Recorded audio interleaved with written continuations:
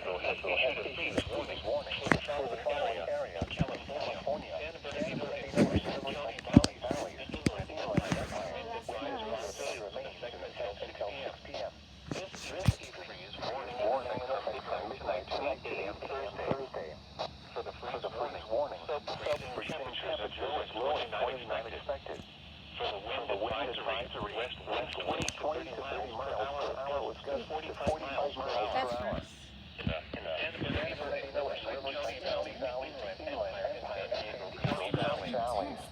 For the freeze warning from midnight to 8 a.m. Thursday. For the wind advisory until 6 p.m. This evening, gusty winds will around pictured objects. Tree limbs will be blown down. Frost and freeze conditions will kill crops. Another sensitive vegetation and possibly damage outdoor plumbing. Low temperatures will be 29 to 35, which tells us locations in low-lying sheltered locations. Use extra caution driving, especially if operating a high-profile vehicle. Secure outdoor objects. Take steps now to protect tender plants from the cold.